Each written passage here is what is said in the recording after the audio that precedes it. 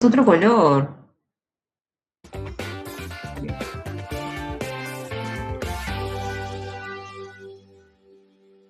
No solo es miastenia, ¿no? Tenemos miastenia, Eaton-Lambert y botulismo. Sobre todo, Eaton-Lambert es un diferencial bastante importante eh, en los casos que se han preguntado. Botulismo mucho menos. Entonces, ese esquemita que ustedes ven ahí resume cómo es que se da el mecanismo patológico en miastenia gravis, ¿no? Primero voy a escribir qué cosa es lo que vemos ahí y luego cómo son las interacciones. Esto que ustedes ven acá es la neurona pre o postsináptica. Presináptica. Presináptica. Esto de acá es el espacio, ¿no? Esto es el espacio sináptico. Y todo lo que está por acá, su impulso. Es la neurona postsináptica. Ya está. Listo. Dicho esto, debemos saber que la miastenia es una enfermedad que afecta a los receptores nicotínicos postsinápticos. ¿Ya? Primer enunciado. Miastenia gravis, receptores nicotínicos postsinápticos. Postsinápticos. O sea, aquí arriba no pasa nada. La miastenia todo es en el pos, ¿no? O de la placa mioneural. La placa mioneural es toda esta estructura. Entonces, como les decía, son 4 mecanismos, los vamos a mencionar. El primer mecanismo es la activación del complemento. Ustedes saben que complemento, la palabra complemento hace referencia a esas proteínas, ¿no? Que se producen en cadena ante una reacción inflamatoria. Complemento C5, C6. Entonces, cuando ese complemento es bloqueado, ya no puede desencadenarse todo ese efecto dominó. Entonces, ese es uno de los mecanismos por los cuales se produce o se explica la fisiopatología de la miastenia gravis. Bloqueo del complemento, así, sencillito nada más. ¿Y por qué dice C5, silucoplan? ¿Qué es eso, doctora? Lo que pasa es que el complemento tiene como 40 estructuras, ¿no? De esas 40, la más importante es la primera y es la única que me importa que sepan, que es la C5b. ¿Por qué? Porque cuando se bloquea esta puerta de arranque, que es la C5b, si no se cae la primera, entonces las demás van a seguir intactas. Si no se afecta esa, las demás no se afectan. Esa es la más importante. Y en esta estructura C5b es que se basan los últimos fármacos antimiasténicos, entre ellos el silucoplan. Por eso lo he colocado ahí grandote. C5b es la primera parte o la primera fracción de toda la cadena de complemento. Vaya a ser que pregunten si Lucoplan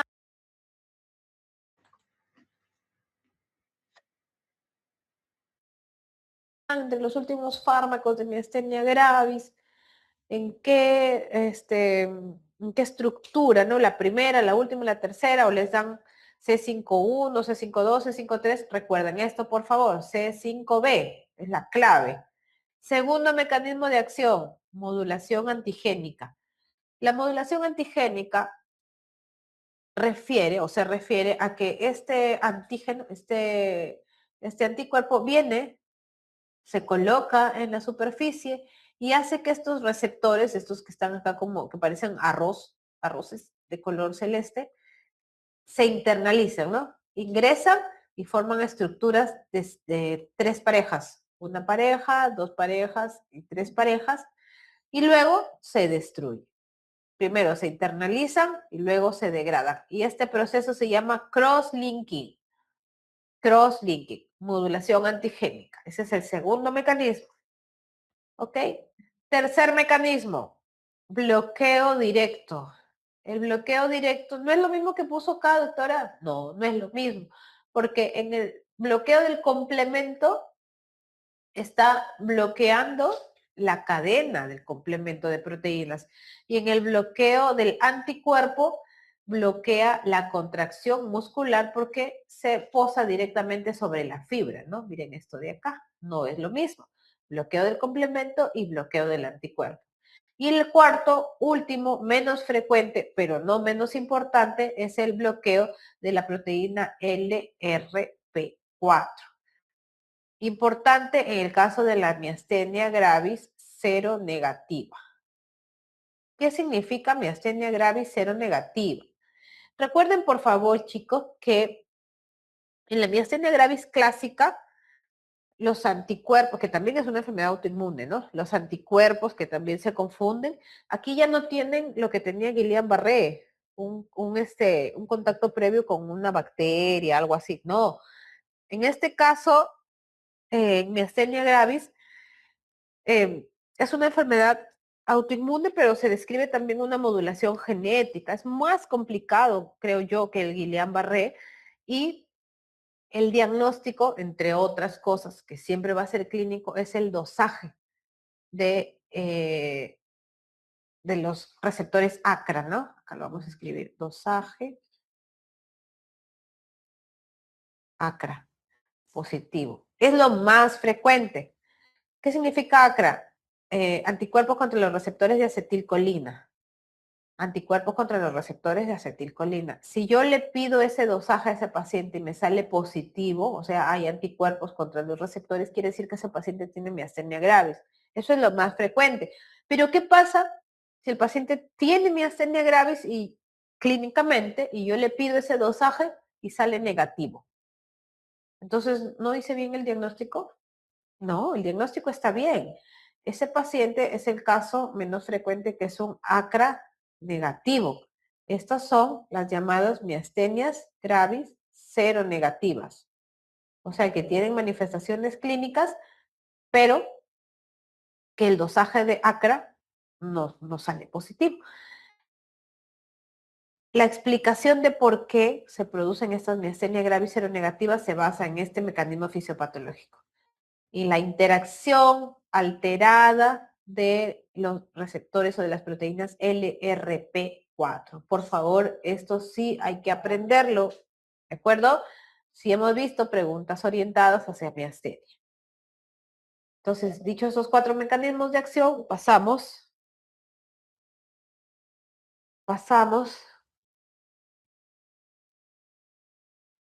ahí está, el resumen. Ya nos falta poco, ¿no? Ya nos falta poco. Entonces, ¿es una enfermedad de placa motora? Sí, es posináptica, ¿no? Ok, es una enfermedad de placa motora, es posináptica, de etiología autoinmune, correcto. El timo es una glándula que se encuentra en el mediastino y que produce linfocitos patológicos, ¿no? Entonces, tiene mucha relación las patologías tímicas con el desarrollo de miastenia gravis, correcto, porque el timo produce linfocitos B que están relacionados con la inmunidad humoral o celular. Linfocitos B, humoral o celular. Humoral. Ajá. Entonces, los receptores son receptores tipo nicotínicos, por favor. Eso también es pregunta. Receptores nicotínicos, porque tenemos muscarínicos, pero no vamos a hablar de ellos porque no es motivo de la clase. Los receptores alterados en miastenia gravis son nicotínicos en mujeres menores de 50 años y en varones mayores de 50 años. Patologías, enfermedades tiroideas, lupus. Dentro de las patologías tímicas, la más frecuente es el timoma, 65%, y el 10% hiperplasia tímica. Entonces, les decía, ¿no? La miastenia gravis seronegativa son los mismos síntomas, pero sin detección de anticuerpos. Lo que les estaba explicando está acá escrito. Pueden detectarse anticuerpos anti-LRP4. ¿Ok? Entonces, si les dan un caso clínico con receptores ACRA, le ponen, ¿no? Se realiza dosaje de receptores ACRA y el resultado es negativo. Diagnóstico, ¿se excluye miastenia? No se excluye. Podría tratarse de una miastenia gravis cero negativa. Entonces, dentro de las manifestaciones clínicas, tenemos manifestaciones motoras. A la cabeza es la clínica ocular. ¿Cómo se manifiesta la clínica ocular? Un paciente con miastenia tiene una característica importante que es la fatigabilidad. Sin esto, no hay miastenia. Así que esta palabra, por favor, a fijarla muy bien. Fatigabilidad significa que es un paciente que se despierta generalmente bien, porque durmió, descansó en la noche, está normal, y con mínimos o menores esfuerzos se fatiga muy rápido, se cansa. Entonces, los ojos no se mantienen abiertos, ¿no? Tienden a caer. Eso se llama tosis. Entonces, la primera clínica es una clínica ocular.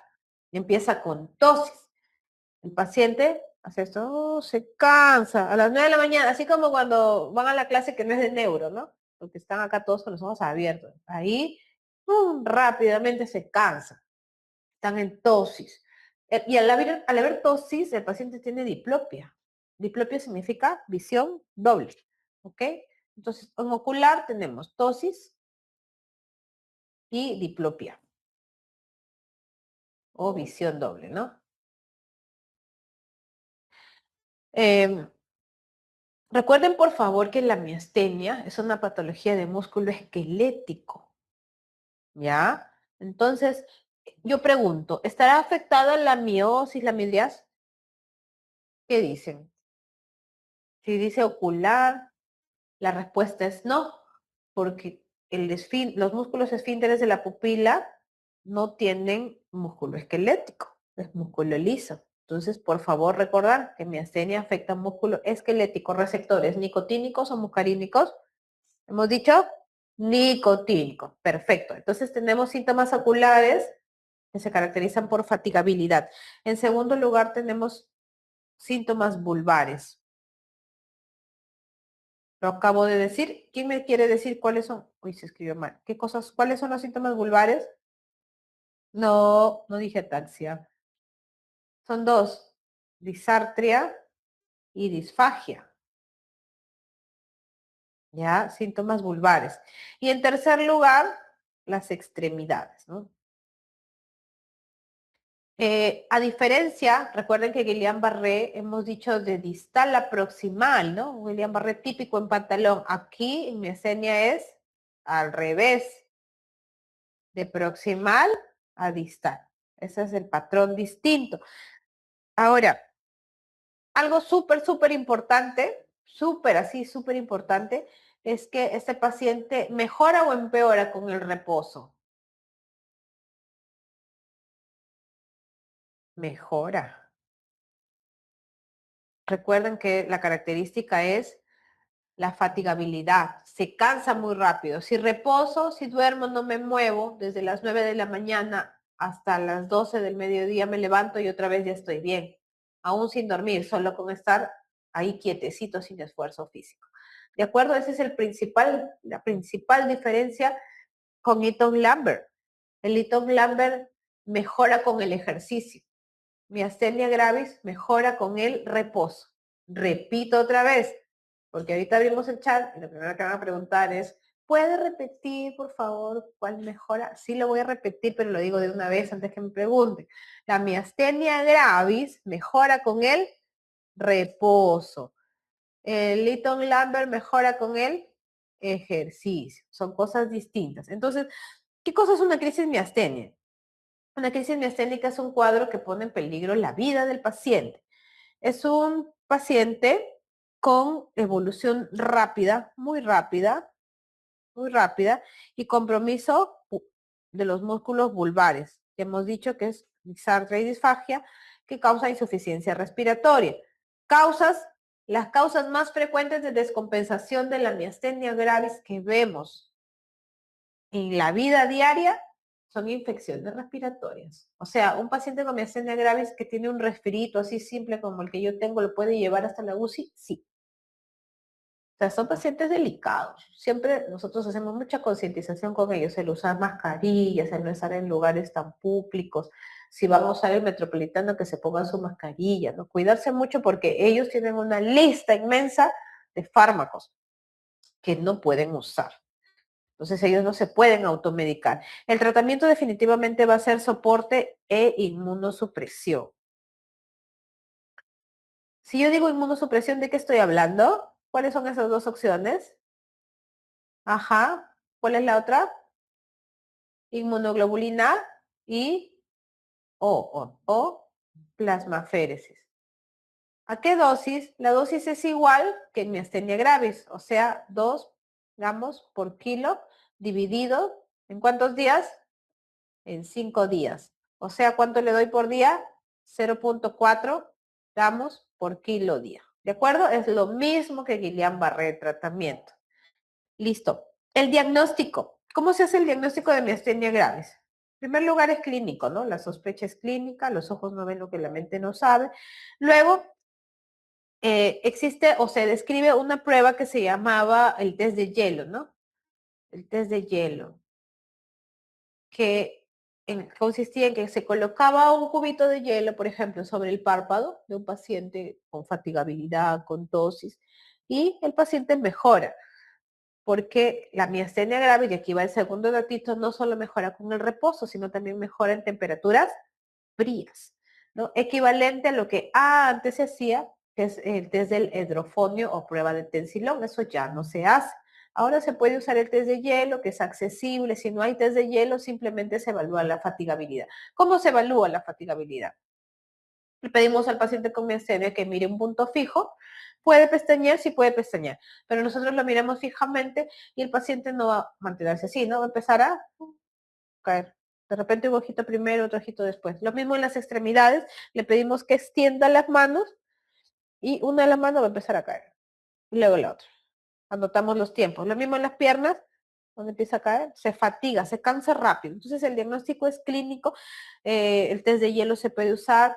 Si es que yo no estoy seguro, tengo muchas dudas, puedo usar un examen auxiliar. ¿Cuál creen que será el examen auxiliar? La electromiografía.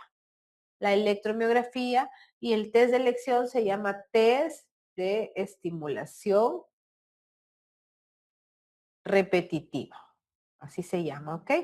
Test de estimulación repetitiva es el más frecuente, el de elección, y el más sensible es el test de fibra única. Fibra única. Dentro del tratamiento tenemos en primera línea los inhibidores de la acetilcolinesterasa. Si en la miastenia gravis la acetilcolina no actúa porque las puertas o los receptores están bloqueados y por ahí existe una enzima, ustedes saben que la enzima degrada, ¿no? Es una proteína destructora que barre, que es la acetilcolinesterasa. ¿Qué tengo que hacer? Evitar que esa enzima actúe, ¿no? Porque si tengo escasa acetilcolina y yo necesito esa acetilcolina y hay una enzima que la está degradando, yo tengo que evitar que esa enzima degrade a mi acetilcolina, porque si tengo poquito y encima la destruyen, no. Y esos inhibidores de la acetilcolina esterasa son nuestros tratamientos de primera línea. El fármaco se llama piridostigmina, ¿no? Y si fuera endovenoso, es neostigmina. No hay una dosis específica, igual que Parkinson, ¿no? No hay una dosis que yo les diga levodopa, carbidopa, tal dosis. No, porque todos los pacientes son distintos. Es como una receta de cocina, ¿no? Se prueba de a poquito, siempre se titula de menos a más.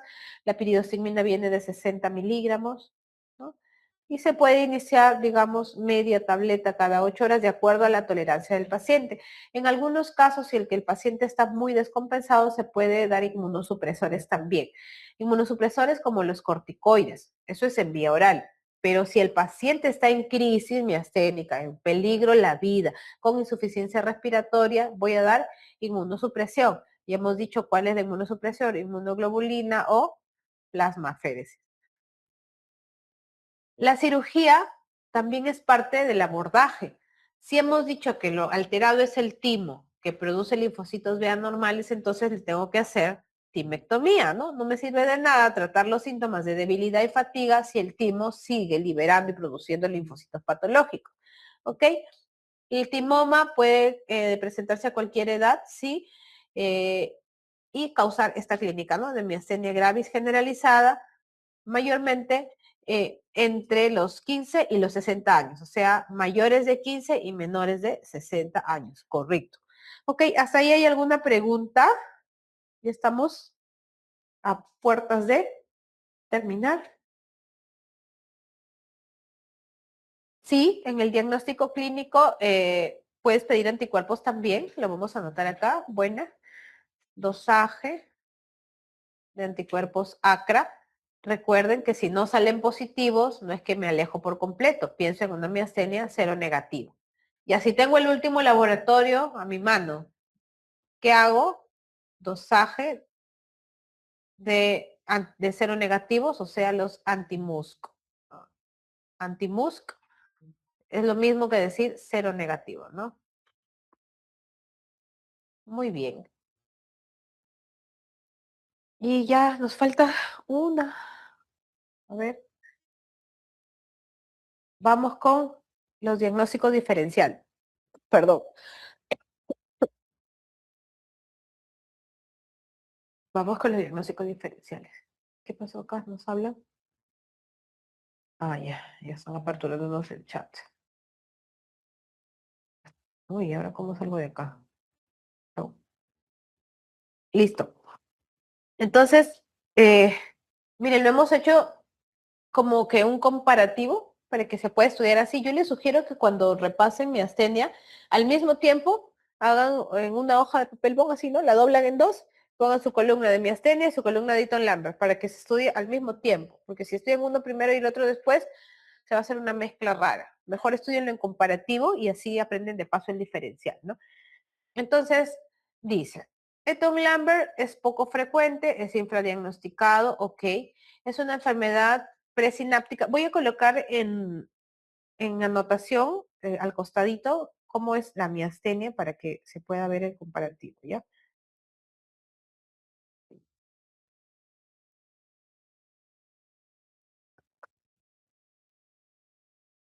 Entonces, Eaton Lambert es una enfermedad presináptica. ¿Cómo era miastenia? Mm, Postsináptica. Hemos visto el gráfico, es lo primero que les dije. Bloquea, hay 4 mecanismos. Modulación antigénica, bloqueador del RP4, el crosslinking y la activación de complemento. Esos 4 mecanismos, todos estaban en la neurona de arriba o en la de abajo. En la de abajo. Entonces es postsináptica. ¿Ya? Esa es la primera diferencia. O sea, vamos a poner con morado lo que es miastenia, ¿ya? Miastenia gravis es post. En miastenia gravis, ¿era varones o mujeres? ¿Qué dice? Lean su anotación. ¿Qué dije? No escucho. Fuerte, fuerte. Estoy sorda. Dime. Ya, menores de 50 años mujer, o sea, es indistinto, ¿no? Puede ser en ambos. En el caso de Eaton Lambert es varones. Por favor, miren las diferencias. Entonces, de nuevo, ya, para no perder la hilación, ya, para ver si estaban atentos. Entonces, Eaton Lambert es presináptica, miastenia gravis es postsináptica. Eaton Lambert tiene una etiología autoinmune, igual que miastenia, ahí sí. Pero miren, Eaton Lambert es paraneoplásico, ¿ok? Es muy frecuente encontrar tumoraciones pulmonares en Eaton Lambert. Su agudo y crónico es proximal, sobre todo en miembros inferiores, luego ocular y mejora con la actividad física. En miastenia gravis dijimos que es al revés, ¿no? Primero era ocular, en miastenia gravis. Ahí va otra diferencia. Mejora con la actividad física. En miastenia gravis empeora, ¿no? Con la actividad física. O mejora con el reposo, que es lo mismo. Los reflejos están disminuidos, dice Eaton Lambert. o pueden estar disminuidos. En miastenia gravis los reflejos están normales. Siendo ambas patologías autoinmunes, tienen bastantes diferencias, ¿no? Y ahí está el mayor diagnóstico diferencial. Como hay un fallo autonómico, se registran o se describen alteraciones variables dentro de las más frecuentes, la disfunción eréctil. Eso ha venido en un caso clínico, disfunción eréctil característica de Eaton-Lambert. El, el examen neurofisiológico de apoyo sigue siendo la electromiografía. En estos sí son iguales, test de estimulación repetitiva para ambos, ¿no? Para miastenia gravis y para Eaton-Lambert o Lamberito. El dosaje de anticuerpos, sí, es válido, de estos anticuerpos típicos, ¿no? BGCC podría ser útil, sí. En el cambio, en miastenia gravis, en los anticuerpos que se dosan son los anticuerpos ACRA, en miastenia gravis seropositiva, y si fuera seronegativa son los anti-MuSK, ¿no? Si fuera negativa. El tratamiento sintomático, o sea, va a depender de qué cosa es lo que tiene mi paciente. Le doy piridostigmina, pero doctora, usted ha dicho que piridostigmina sirve solo para miastenia. No, no dije eso. Dije que es el tratamiento de elección en miasteniformes. O sea, en Eaton-Lambert le puedo dar piridostigmina, sí le puedo dar, ¿no? Va a depender mucho. Y si hace una crisis, también voy a la inmunosupresión. Y ahora el botulismo, esto sí es más rápido y más chiquitín. Es una emergencia sanitaria, tiene mucho que ver con el consumo de enlatados, en el caso de los lactantes, como les decía, ¿no? Consumo de enlatados o la contaminación de las heridas. También es presináptica, ¿sí? También es presináptica, al igual que el Eaton-Lambert. No tiene un predominio etario, va a tener más relación con la situación del caso clínico, ¿no? Si le describen un bebito que por casualidad le dieron atún enlatado, etcétera, y había venido un lote contaminado, ya, ahí no van a pensar en miastenia, ¿no? Y tiene debilidad muscular. O el otro caso frecuente es el accidente ocupacional, ¿no? El paciente que estaba trabajando en una moledora y tuvo una, digamos, un accidente con los dedos de la mano, etcétera, ahí tampoco van a pensar en miastenia. Si después de eso tiene parecia, debilidad o fatigabilidad, entre comillas, o pseudofatigabilidad, entonces pensamos en botulismo, ¿no? Miren acá, hay algo importante, es muy agudo, o sea, también es una emergencia, sí, también es una emergencia. Puede tener debilidad craneal bilateral y cuadriparesia descendente. ¿Recuerdan quién era ascendente? Guillain-Barré, no confundirse. Y esta no mejora con el ejercicio. Los reflejos están normales, los síntomas preceden, los síntomas psicóticos, pueden haber síntomas psicóticos muy poco frecuentes, pueden preceder a la debilidad y el diagnóstico de elección es la detección de la toxina botulínica, ¿no? Detección de la toxina. Y entonces, si el tratamiento, si el diagnóstico es la detección de la toxina, obviamente el tratamiento va a ser lo contrario, ¿no? El antitoxina, darle la antitoxina. Muy poco frecuente, ¿por qué lo describimos? Porque es parte de los síndromes miasteniformes, pero yo insisto y sugiero que por favor hagan su cuadrito diferencial, miastenia y Lambert-Eaton. Ahora sí, vamos a responder algunas preguntas.